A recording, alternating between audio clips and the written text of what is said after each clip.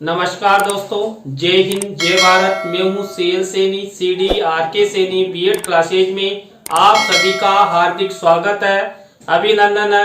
दोस्तों, हमारे इस चैनल के माध्यम से आप सभी के लिए पाठ योजना निर्माण कार्यक्रम चलाया जा रहा है, जिसके अंतर्गत आप द्वारा हमारे इस हेल्पलाइन नंबर पर पाठ योजना के टॉपिक सेंड किए जाते हैं। उन्हें हम अंडर 10 डेज में बनाने का प्रयास करते हैं। दोस्तों, आज की लाइव क्लास में हम हिंदी पद्य पाठ योजना क्रमांक 19 के अंतर्गत कवि शिव मंगल सिंह सुमन द्वारा रचित हम पंछी उन्मुक्त गगन के इस पद्य पाठ योजना का निर्माण करना आपको बताएंगे। तो दोस्तों, आप सब बने रहें हमारे साथ, हमारे इस चैनल के साथ।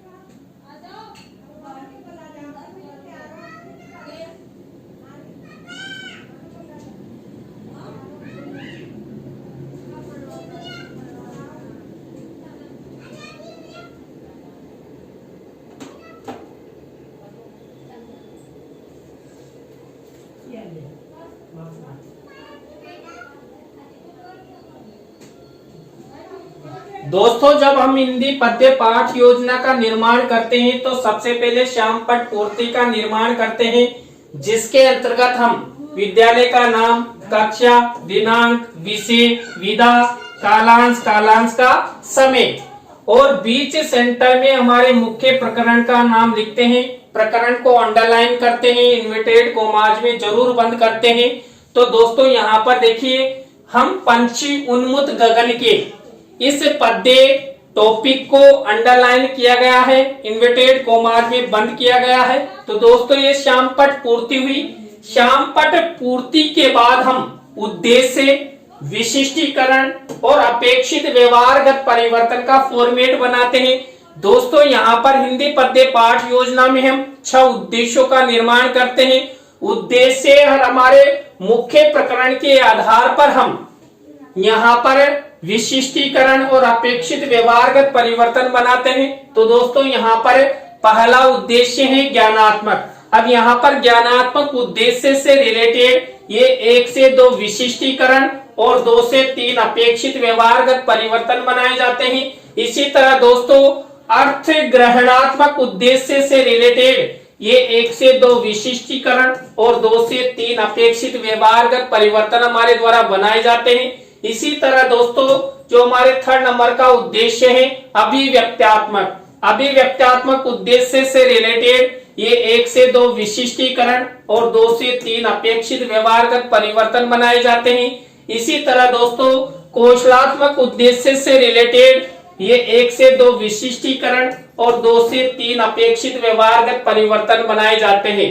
दोस्तों, हमारे 5वें नंबर का उद्देश्य होता है अभिरुच्यात्मक। यहाँ पर दोस्तों, अभिरुच्यात्मक उद्देश्य से रिलेटेड आपको आपकी दैनिक पाठ योजना डायरी में इस तरह 1 से 2 विशिष्टीकरण और 2 से 3 अपेक्षित व्यवहारगत परिवर्तन बनाना है। इसी तरह दोस्तों, आपको अभिवृत्त्यात्मक उद्देश्य से रिलेटेड ये 1 से 2 विशिष्टीकरण और 2 से 3 अपेक्षित व्यवहारगत परिवर्तन बनाना है। तो दोस्तों, आपको हिंदी पद्य पाठ योजना का निर्माण करते समय इस तरह उद्देश्य, विशिष्टीकरण और अपेक्षित व्यवहारगत परिवर्तन का फॉर्मेट बनाना है। इसके बाद दोस्तों, हम कक्षा शिक्षण सहायक सामग्री का फॉर्मेट बनाते हैं। कक्षा शिक्षण सहायक सामग्री 2 प्रकार की होती है, सामान्य और विशिष्ट। दोस्तों, सामान्य शिक्षण सहायक सामग्री तो हमें मार्केट में रेडीमेड मिल जाती है, लेकिन जो विशिष्ट शिक्षण सहायक सामग्री होती है उसका निर्माण हमें करना होता है। विशिष्ट शिक्षण सहायक सामग्री के अंतर्गत हम चार्ट, चित्र, मॉडल प्रतिकृति आदि का निर्माण करते हैं। दोस्तों, यहाँ पर हम पंछी उन्मुक्त गगन के इस पद्य पाठ योजना में हम चार्ट और चित्र का प्रयोग करेंगे। हम यहाँ पर पंछियों की प्रतिकृति का निर्माण भी कर सकते हैं। दोस्तों, कक्षा शिक्षण सहायक सामग्री के बाद हम पूर्व ज्ञान का कॉलम बनाते हैं। तो दोस्तों, यहाँ तक की प्रक्रिया, यहाँ तक के फॉर्मेट आपको इस तरह बनाने हैं जिससे आपका लेसन प्लान अच्छा बन सके। इसके बाद हमारा मुख्य लेसन प्लान शुरू होता है। हमारे मुख्य लेसन प्लान का पहला शिक्षण बिंदु, पहला सोपान, पहला चरण होता है प्रस्तावना। दोस्तों इस प्रस्तावना शिक्षण बिंदु को उत्प्रेरणात्मक उपक्रम भी कहते हैं। दोस्तों यहाँ पर प्रस्तावना शिक्षण बिंदु के अंतर्गत हम 3 से 5 प्रस्तावना के प्रश्न बनाते हैं। अंतिम प्रश्न समस्यात्मक होता है, प्रश्नों में तारतम्यता होती है, जिग-जैग होता है और उत्तरों से ही प्रश्न बनाए जाते हैं। तो दोस्तों यहाँ पर मैंने जो हम पंछी उन्मुक्त गगन के इस पद्य पाठ योजना पर किस तरह प्रस्तावना के प्रश्न बनाए। पहला प्रश्न देखिए, अंतरिक्ष में से गोल घूमती हुई हमें क्या दिखाई देती है। जब हम अंतरिक्ष में जाते हैं तो वहां पर हमें गोल घूमती हुई क्या दिखाई देती है, हमारी पृथ्वी दिखाई देती है। अब इसी उत्तर से हमारा नेक्स्ट प्रश्न बनेगा, पृथ्वी पर से ऊपर देखने पर क्या दिखाई देता है। देखिए यदि हम पृथ्वी पर खड़े होकर ऊपर देखते हैं तो हमें आकाश यानी आसमान दिखाई देता है, बदल दिखाई देते हैं। अब इसी उत्तर से हमारा नेक्स्ट प्रश्न बनेगा, आकाश में कौन उड़ते हैं। तो दोस्तों आकाश में वायुयान उड़ते हैं, हवाई जहाज उड़ते हैं, हमारे पक्षी उड़ते हैं। अब इसी उत्तर से हमारा नेक्स्ट प्रश्न बनेगा, यहाँ पर पक्षी के पर्यायवाची शब्द बताइए। तो पक्षी के पर्यायवाची होते हैं खग, पंछी, गगनचर, पखेरु, विहंग आदि। अब इसी उत्तर से हमारा नेक्स्ट प्रश्न बनेगा, कवि शिव मंगल सिंह सुमन द्वारा रचित हम पंछी उन्मुक्त गगन के पद्य पाठ के बारे में आप सब क्या जानते हो। तो दोस्तों मैंने आपको बताया था कि अंतिम प्रश्न समस्यात्मक होता है, तो ये हमारा अंतिम प्रश्न समस्यात्मक है। यहाँ पर दोस्तों उत्तरों से प्रश्न बनाया गया है, प्रश्नों में तारतम्यता है, जिग-जैग है और यहाँ पर जो प्रश्न हमारे द्वारा बनाए गए ये छात्र छात्राओं के पूर्व ज्ञान पर आधारित है।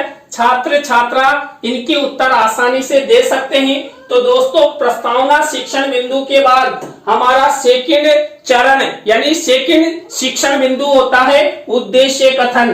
तो यहाँ पर दोस्तों हम पंछी उन्मुक्त गगन के इस मुख्य प्रकरण से रिलेटेड उद्देश्य कथन किया गया है कि बच्चों आज हम सब कवि शिव मंगल सिंह सुमन द्वारा रचित हम पंछी उन्मुक्त गगन के पद्य पाठ योजना का रसास्वादन करेंगे।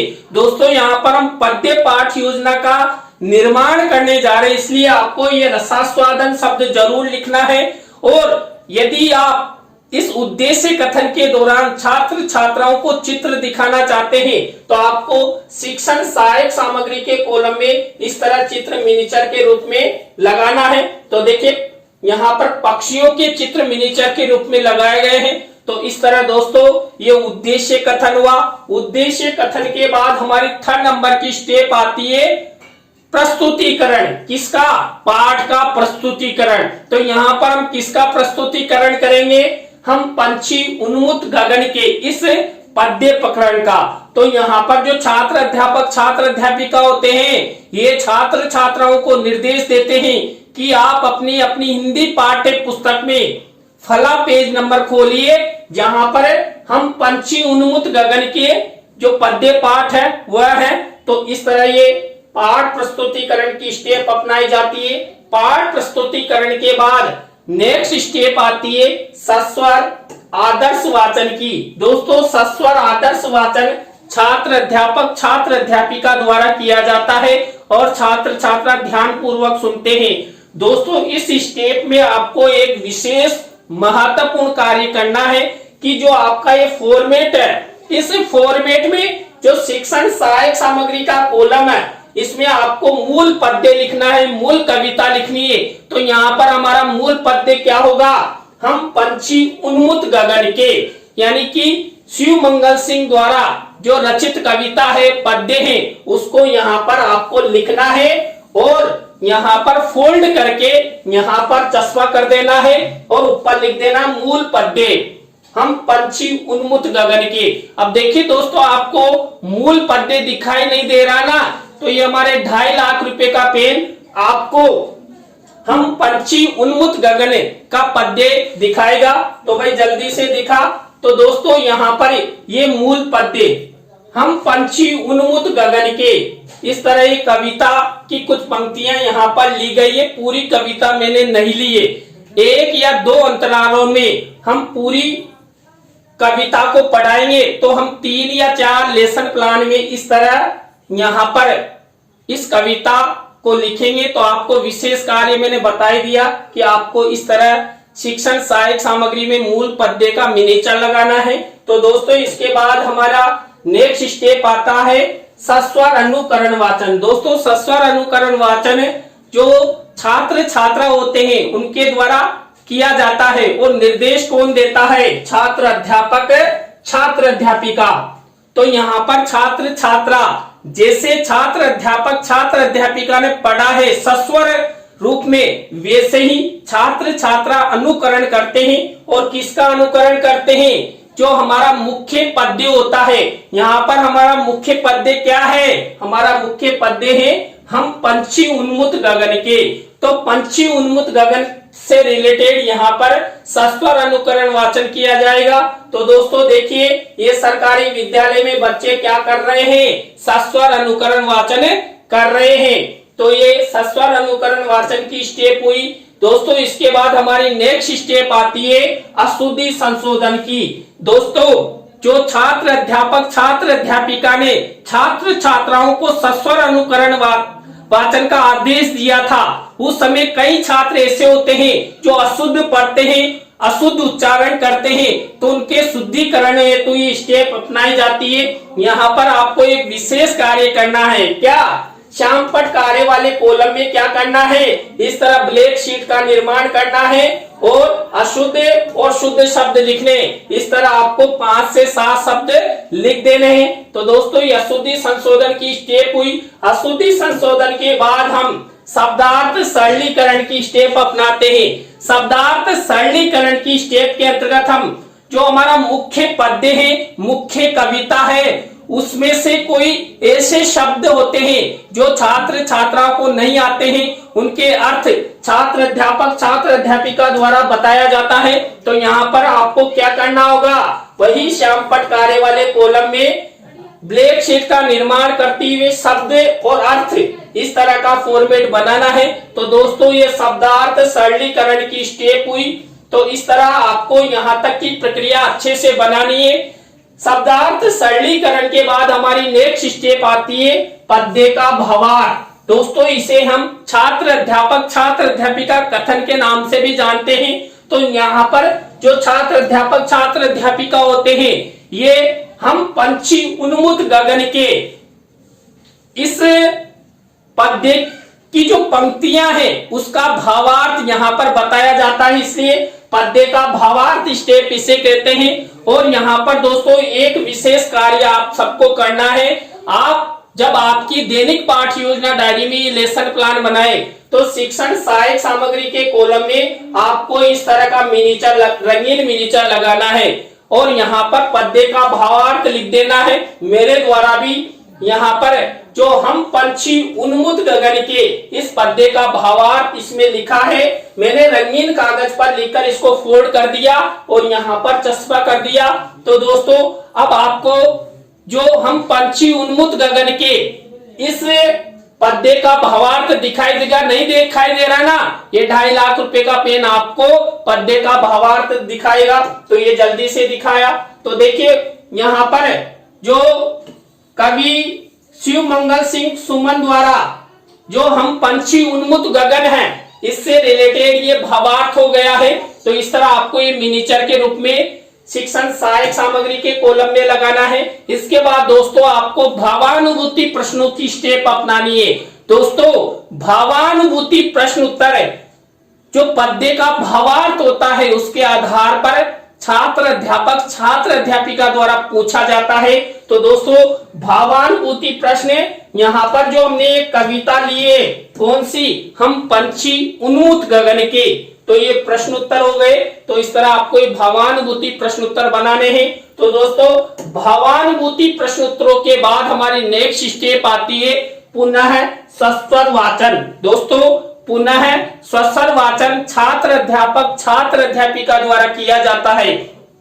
दोस्तों यहाँ पर हमें जो हमारा मूल पद्य है, हमारा मूल पद्य क्या, हम पंछी उन्मुख गगन के, इसका पुनः सस्वर वाचन किया जाएगा। तो ये छात्र अध्यापक छात्र अध्यापिका द्वारा पुनः सस्वर वाचन किया गया और छात्र छात्रा ध्यान पूर्वक सुनते हैं कि हमारे छात्र अध्यापक छात्र अध्यापिका ने किस प्रकार इस मूल पद्य को पढ़ा है।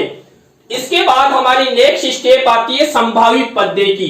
दोस्तों सबसे महत्वपूर्ण होता है पद्य पाठ योजना में, आपको यहां सबसे ज्यादा दिक्कत आती है कि हम संभावित पद्य किस तरह बनाए। तो दोस्तों मैं आपको सरल भाषा में बताता हूं कि जो हमने हमारा मूल पद्य लिया और उसका भावार्थ बताया, उस भावार्थ के जैसा ही हम संभावी उसके जैसे कोई अन्य पद्य दोहा या कविता लेते हैं। तो दोस्तों यहाँ पर देखिए हम पढ़ रहे थे हम पंछी उन्मुख गगन के, ये कविता है, इससे रिलेटेड हमने लिया यहाँ पर क्या, संभावित पद्य पक्षियों की स्वतंत्रता। देखिए हमारा मूल पद्य भी पंछी यानी पक्षियों से रिलेटेड था और संभावित पद्य भी पक्षियों से रिलेटेड है। तो इस तरह आपको एक विशेष कार्य यहाँ पर करना है, शिक्षण सहायक सामग्री के कॉलम में संभावित पद्य लिखना है और संभावित पद्य का भावार्थ लिखना है। फिर आपको संभावित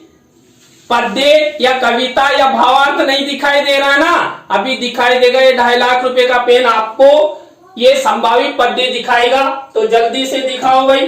तो ये देखिए संभावित पद्य है पक्षियों की स्वतंत्रता और इसी का भावार्थ यहाँ पर लिखा गया। तो दोस्तों आपको इस तरह मिनीचर के रूप में लगाना है। संभावित पद्य के बाद हम सौंदर्य अनुभूति प्रश्न बनाते हैं। दोस्तों सौंदर्य अनुभूति प्रश्न जो हमारा मूल पद्य है और संभावित पद्य है उसके आधार पर बनाए जाते हैं। 2 प्रश्न तो हम मूल कविता या पद्य से लेते हैं और 2 प्रश्न संभावित पद्य या कविता से लेते हैं और 1 प्रश्न दोनों में समानता असमानता से रिलेटेड लेते हैं। तो दोस्तों आपको इस तरह सौंदर्य अनुभूति प्रश्न बनाने हैं। सौंदर्य अनुभूति प्रश्नों के बाद हमारी नेक्स्ट स्टेप आती है क्या, अरे इतनी पाठ योजनाओं में मैंने आपको नेक्स्ट स्टेप बता दी, आपको ध्यान होना चाहिए, जल्दी से कमेंट्स कीजिए। तो दोस्तों हमारी नेक्स्ट स्टेप होती है मूल्यांकन प्रश्नों की। दोस्तों यहाँ पर मैंने आपको कई बार बता दिया हम 3 तरह के प्रश्न लेते हैं, वस्तुनिष्ठ प्रश्न, रिक्त स्थानों से रिलेटेड, सत्य असत्य से रिलेटेड और लघुत्रात्मक अति लघुत्रात्मक से रिलेटेड। तो इस तरह आपको आपकी दैनिक पाठ योजना डायरी में ब्लैक शीट का निर्माण करना है और सिल्वर कलर के पेन से ये मूल्यांकन प्रश्न लिखने हैं। दोस्तों ये मूल्यांकन प्रश्न हमारे जो मूल कविता है, मूल पद्य है, संभावित पद्य कविता है उससे रिलेटेड होते हैं। तो दोस्तों ये मूल्यांकन प्रश्न, ये मूल्यांकन प्रश्नों के बाद ये गृह कार्य की स्टेप हो गई। तो दोस्तों आज की लाइव क्लास में हमने हिंदी पद्य पाठ योजना क्रमांक 19 के अंतर्गत हम पंछी उन्मुख गगन के जो कवि शिव मंगल सिंह सुमन द्वारा रचित है, इस पर आपको एक लेसन प्लान बनाना बताया। दोस्तों इस लेसन प्लान का आग्रह है, झारखंड से हमारा एक प्रशिक्षणार्थी है, इन्होंने हमें कमेंट्स किया था तो उनके लिए बनाया गया है। ये उनके लिए ही नहीं है, आप सबके लिए है, आप सब इस पर अच्छा लेसन प्लान बना सकते हैं। और दोस्तों यदि आप फाइनल लेसन देना चाह रहे हैं तो इस पर अच्छा फाइनल लेसन भी दे सकते हैं। तो दोस्तों आज की लाइव क्लास में बस इतना ही। न्यू लाइव क्लास के साथ हम आपसे फिर मिलेंगे CDRK सैनी BEd क्लासेज पर। जय हिंद, जय भारत, राम राम सा।